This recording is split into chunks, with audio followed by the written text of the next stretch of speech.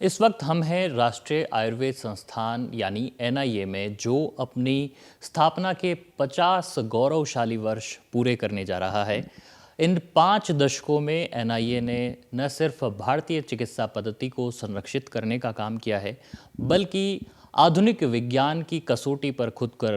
को कस करके और इसे वैश्विक पटल पर स्थापित करने का काम भी एनआईए ने बखूबी किया है। हमारे साथ में इस यात्रा के गवाह रहे, सारथी रहे और अरसे तक जिन्होंने इस संस्थान को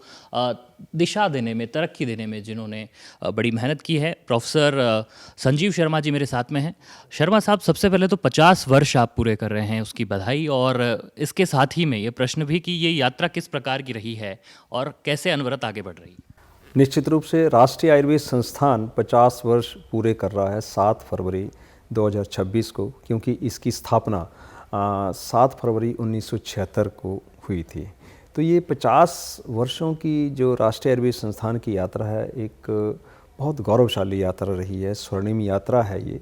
और इस यात्रा के दौरान इस संस्थान ने कई आयाम स्थापित किए हैं और अपने आप को जो हमारे देश की, हमारे समाज की अपेक्षाएं थीं, उसके अनुरूप स्थापित किया है और राष्ट्रीय और अंतर्राष्ट्रीय स्तर पर भी अपने आप को प्रतिष्ठित किया है। हमारे सबके लिए ये गौरव का क्षण भी है कि हम 50 वर्ष पूरा होने पर इसका एक हिस्सा हैं, अहम हिस्सा हैं, और हम अपने जीवन काल में ये क्षण देख पा रहे हैं कि हम 50 वर्ष पूरे होने पर संस्थान के साथ खड़े हैं।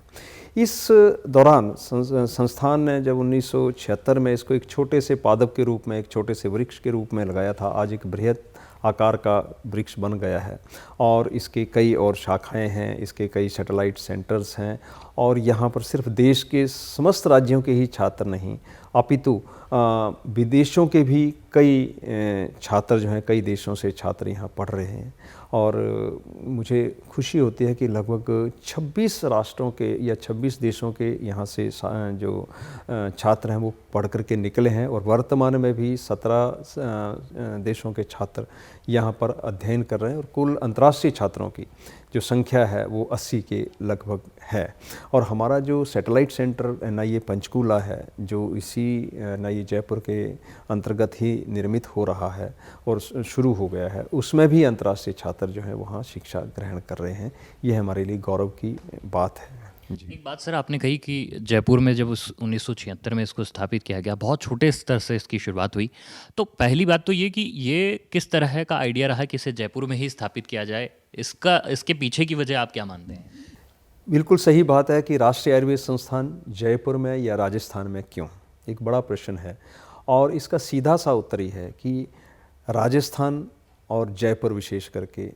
भारतीय ज्ञान परंपरा का, चाहे वो ज्योतिष हो, चाहे संस्कृत हो, योग हो, वास्तुशास्त्र हो, स्थापत्य कला हो या आयुर्वेद हो, इसका प्राचीन काल से ही यहाँ पर इसको प्रतिष्ठित स्थान मिला है। यहाँ के जो राज परिवार थे, उन्होंने इन चीज़ों को संरक्षण भी दिया और खुद भी उनका अध्ययन किया। उसी का परिणाम ये रहा कि यहाँ पर एक बहुत ही विशिष्ट वैद्य परंपरा रही, जो आयुर्वेद के लिए एक बहुत अच्छा वातावरण रहा। यहाँ की जनता का आयुर्वेद के प्रति बहुत विश्वास रहा, और एक वो जो वैद्य परंपरा थी, चाहे वो परमादरणीय स्वर्गीय श्री जीवन राम जी भट्ट हों या दूसरे जो वैद्य हैं वो रहे हों, उन्होंने एक वातावरण यहाँ स्थापित किया, और उसके कारण यहाँ कि इस क्षेत्र की उस महत्ता को जानते हुए कि हाँ, आयुर्वेद के लिए उपयुक्त स्थान है, उपयुक्त वातावरण है, और उपयुक्त यहाँ पर जो जनता है वो भी है जो आयुर्वेद को समझे और आयुर्वेद का प्रयोग भी जाने। तो इसलिए इस स्थान पर राष्ट्रीय आयुर्वेद संस्थान की स्थापना की, और वो जो स्थापना है निश्चित रूप से यहाँ पर होने के कारण बहुत अच्छी रही और बहुत आगे तक संस्थान गया। एक छोटे से आयुर्वेद के चिकित्सालय, औषधालय से लेकर के एक विश्वविद्यालय बनने का सफ़र एक बहुत बड़ा, और इसमें कई लोगों का बड़ा योगदान भी इसमें रहा है। निरंतर उपलब्धियों की तरफ बढ़ रहे हैं, अंतर्राष्ट्रीय स्तर पर भी जब आप नाम रोशन कर रहे हैं, किस तरह से आप देखते हैं कि अंतर्राष्ट्रीय जो ख्याति है इस समय में एनआईए की, वो लगातार उसमें बढ़ोतरी भी हो रही है, तो ऐसे में चैलेंजेस भी है, उसके साथ में काफ़ी बढ़ जाते हैं? बिल्कुल सही बात है कि राष्ट्रीय और अंतर्राष्ट्रीय स्तर पर इस संस्थान की ख्याति हो रही है। उसके पीछे कारण ये है कि इस संस्थान ने जो हमारी शास्त्र पर आधारित चिकित्सा है, उसी के आधार पर ये संस्थान चलता है। इस यहाँ पर जो चिकित्सा शास्त्र जो है, जो चाहे शिक्षा दी जाए छात्रों को, चाहे अनुसंधान किया जाए, या फिर यहाँ रोगियों की जो सेवा की जाती है एक शास्त्रीय आधार पर की जाती है, जिसको हम संहिता बेस्ड ट्रीटमेंट भी कहते हैं, वो दी जाती है। वही इस संस्थान की एक शक्ति है, वही इसकी एक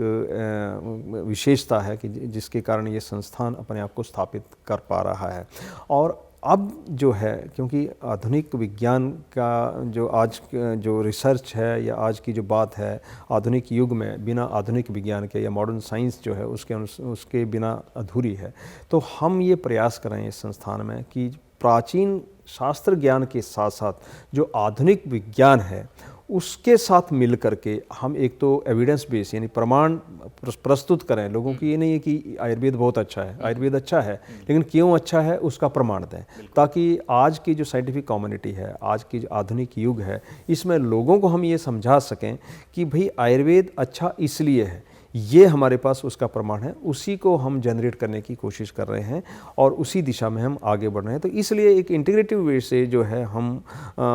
जो आयुर्वेद विज्ञान है, आयुर्वेद के जो प्राचीन सिद्धांत हैं और आधुनिक सिद्धांतों के साथ मिल करके, आधुनिक जो उपकरण हैं, आधुनिक साइंटिफिक जो मेथड्स हैं, उनका प्रयोग करके हम इसको स्थापित करने का प्रयास कर रहे हैं, ताकि जो मॉडर्न साइंटिफिक कम्युनिटी है वो उसको समझे कि हाँ, ये आयुर्वेद की शक्ति है। बिल्कुल सर, आपने कहा कि एलोपैथी की तरह ही अब आयुर्वेद में भी कई तरह के डायग्नोज होने लगे हैं, कई तरह के जांचें जो आमतौर पर एलोपैथी में हम देखते थे, उस तरह के उपकरणों के साथ में आप आगे बढ़ रहे हैं। तो मॉडर्न टेक्नोलॉजी को आयुर्वेद अपना रहा है। बिल्कुल, मॉडर्न टेक्नोलॉजी को हम अपना रहे हैं और हमारे यहाँ जो प्रयोगशालाएँ हैं, लैब्स हैं, वो वर्ल्ड लेवल हमने लैब्स, चाहे वो सिमुलेशन लैब हों, वर्चुअल रियलिटी लैब्स हों, चाहे ड्रग डिस्कवरी डेवलपमेंट यूनिट हो, चाहे क्लिनिकल लैब हो, यानी एडवांस लैब हैं और इनको और आगे ले जाने का हमारा विचार है, ताकि हम वैज्ञानिक आधार पर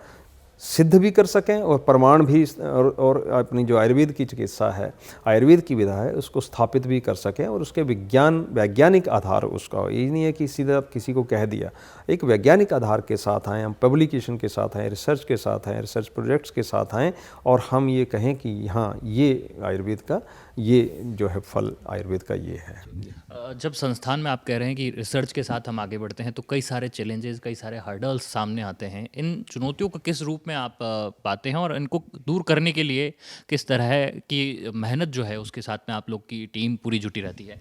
निश्चित रूप से जब हम वैज्ञानिक शोध करते हैं, यानी रिसर्च पे जाते हैं, तो बहुत सारे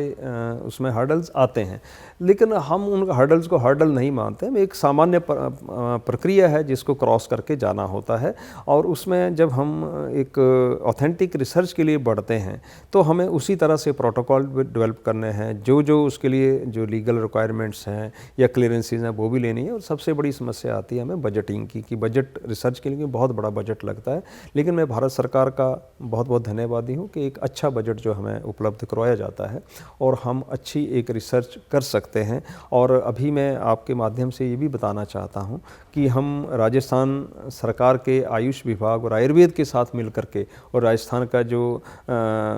आयुर्वेद विश्वविद्यालय जोधपुर में स्थापित है, उनके साथ भी हम MOU करने वाले हैं और उनके साथ मिलकर के भी हम अनुसंधान की दिशा में, कैपेसिटी बिल्डिंग की दिशा में आगे बढ़ेंगे। और मुझे पूरा विश्वास है कि जिस तरीके से हम और पूरा आयुर्वेद का वातावरण राजस्थान में और NIE जयपुर में बढ़ रहा है, हम मिल करके बहुत बड़ा अनुसंधान भी कर सकते हैं और बहुत बड़ी समाज सेवा भी कर सकते हैं। और समाज को सिर्फ चिकित्सा ही नहीं, बल्कि एक स्वस्थ समाज का, स्वस्थ राजस्थान का और स्वस्थ देश का हम कल्पना भी कर सकते हैं और उसको निर्माण भी कर सकते हैं। आयुर्वेद के एक बड़े केंद्र के रूप में आप स्थापित हुए हैं सर। 50 वर्षों का एक बड़ा सफ़र आप पूरा कर रहे हैं। राजस्थान ही नहीं बल्कि नॉर्थ इंडिया में आपका एक बड़ा जाना माना नाम हो गया है। तो ऐसे में एक बड़ा जो अपेक्षाएं हैं जो आम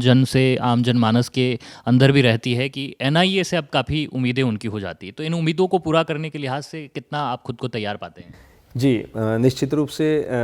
आम जो जनता है उनकी बहुत सारी अपेक्षाएं हैं, हमारी सरकारों को भी हमारे से अपेक्षा है। हम अपने आप को उन अपेक्षाओं पे अच्छा या खरा उतरने की प्रयास पूरा करते हैं, लेकिन निश्चित रूप से कुछ समस्याएं तो रहती हैं। जैसे अब एक समस्या हमारे पास सबसे बड़ी ये है कि हमारे पास जगह की यहाँ बहुत कमी है। अभी हमारे पास जो जगह है उसका पूर्ण प्रयोग हमने कर लिया है। अगर हमें और इसको विस्तार देना है संस्थान को, तो हमें राजस्थान सरकार से जगह अगर मिलती है, जिसके लिए हम प्रयासरत भी हैं, अगर जगह मिलती है, भूमि आवंटन हमें होता है, तो हम निश्चित रूप से इस संस्थान को एक बहुत बड़े विश्वविद्यालय के रूप में स्थापित करके एक अनुसंधान का केंद्र, एक शिक्षा का बड़ा केंद्र और इसके साथ साथ समाज सेवा का और अन्य कई उपक्रम जो हैं उनको हम यहाँ पर स्थापित कर सकते हैं। अनुसंधान बहुत बड़े कर सकते हैं, रोगी सेवा और भी हॉस्पिटल हम कर सकते हैं, ताकि निश्चित रूप से जो हमारी प्राचीन आयुर्वेद की पद्धति है इसका लाभ हमारी जनता को मिले, हमारे जो नए बनने वाले चिकित्सक हैं उनको मिले, क्योंकि निश्चित रूप से पूरा विश्व भारत की तरफ बहुत सारी विधाओं के लिए देख रहा है, उसमें आयुर्वेद भी एक विधा है। और आयुर्वेद के माध्यम से मैं ये भी कहना चाहता हूँ कि जो विकसित भारत का लक्ष्य हमारे पास है, हमारे सरकार ने, हमारे यशस्वी प्रधानमंत्री महोदय ने हमारे सामने रखा है, उस विकसित लक्ष्य को प्राप्त करने के लिए आयुर्वेद भी एक महत्वपूर्ण योगदान दे सकता है और जो देश की जो आर्थिक स्थिति है उसमें भी अपना महत्वपूर्ण योगदान आयुर्वेद दे सकता है, ऐसा हम मानते हैं। सर, 50 वर्षों का सफ़र पूरा करने के बाद आप स्वर्ण जयंती मनाने जा रहे हैं और उसके साथ में आप आने वाले वक्त में जो, अगर हम बात करते हैं जो आगे के दशक होंगे 25-50 वर्षों के लिए, क्योंकि अब विकसित भारत की भी जब बात की जा रही है, कैसे रोड मैप तैयार कर रहा है एनआईए अपना, जिसके ऊपर अब आगे आपको बढ़ना है? बिल्कुल सही बात है कि अगले 25 वर्षों के लिए हमें तैयार भी रहना है और जो विकसित भारत का लक्ष्य है उसको प्राप्त करने में हमने अपना योगदान भी देना है। तो हमने शॉर्ट टर्म, मिड टर्म और लॉन्ग टर्म कुछ जो अपने गोल हैं वो सेट किए हैं और सबसे बड़ी बात यह है कि हमें जनता के भरोसे पे अच्छा उतरना है और अपने छात्रों को शिक्षा जो है, जो आज जो आधुनिक शिक्षा की पद्धति है और आज का जो आधुनिक युग है, इसको युगानुरूप करना है। तो हमारे लिए सबसे बड़ा जो कठिन कार्य है और जो हम करने का प्रयास भी कर रहे हैं वो ये है कि शास्त्र के सिद्धांत वो भी बने रहें और हम युगानुरूप भी हों और छात्रों का विश्वास भी आयुर्वेद में बना रहे। आज हमें एक प्रसन्नता होती है कि छात्र एक बड़े ऑप्शन के रूप में आयुर्वेद को चुनता है, आयुर्वेद की पढ़ाई के लिए आता है, उसको एक आत्मविश्वास मिला है, आत्मबल मिला है। उस बल को बनाए रखना है और आम जनता का भरोसा जो आयुर्वेद पे रहे और सिर्फ चिकित्सा के लिए नहीं बल्कि रोगों की रोकथाम के लिए, एक स्वस्थ देश के निर्माण में हम अपना योगदान दें। इस संस्थान को उस तरीके से स्थापित करना है, क्योंकि अभी ये सही बात है कि हम यहाँ शिक्षा तो दे रहे हैं और बहुत अच्छा चल रहा है, हमारे 10,000 से अधिक एलुमनाई जो हैं पूरे देश में और विदेशों में हैं, लेकिन इसके साथ साथ ये है कि आगे जो आने वाले छात्र हैं उनका पूरा भरोसा बना रहे और उनको शिक्षा हम इस तरीके से दें कि वो सिर्फ एक अच्छे वैद्य न बन करके एक अच्छे नागरिक बने और रोगों की रोकथाम पे हम विशेष रूप से ध्यान दें, ताकि हम चिकित्सा की कम से कम जो डिजीज़ बर्डन देश में बढ़ रहा है या पूरे संसार में ये जो रोगों का बोझ बढ़ रहा है, इसको हम कम करने में कहीं ना कहीं अपना। सर, एनआईए के 50 वर्ष के स्वर्ण जयंती कार्यक्रम में किस तरह का समारोह रखा गया है और किस रूप में इसे आप मनाने जा रहे हैं आप? जी, निश्चित रूप से हमारे संस्थान के लिए ये 50 वर्ष पूरे होने का जो क्षण है बहुत गौरवशाली क्षण है और इसको हम अपनी तरफ से प्रयास कर रहे हैं कि ये यादगार एक पल के रूप में हम इसको मनाएं और लोगों के स्मृति पटल पे ये अंकित रहे 50 वर्ष पूरे होने का। लेकिन इसके साथ साथ अगला जो लक्ष्य है उसको प्राप्त करने के लिए हम कुछ संकल्प भी लें। इसमें हम एक 7 फरवरी को एक स्वर्ण जयंती समारोह के नाम से कार्यक्रम कर रहे हैं, जिसमें मुख्य अतिथि के रूप में हमारे परम सम्मानीय परमादरणीय मुख्यमंत्री राजस्थान श्री भजन लाल शर्मा जी यहाँ पधार रहे हैं। उसके साथ साथ हमारे जो कार्यक्रम की अध्यक्षता करेंगे हमारे जो केंद्रीय आयुष राज्य मंत्री हैं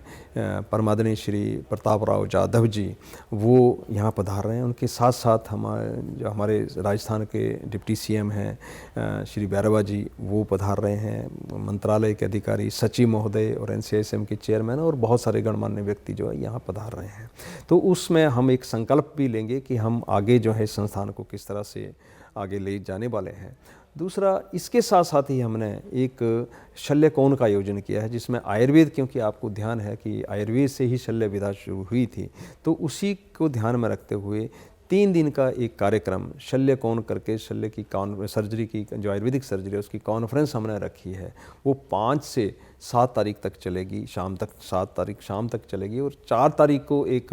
प्री कॉन्फ्रेंस वर्कशॉप रखी है। तो इस तरह से एक बड़ा कार्यक्रम ये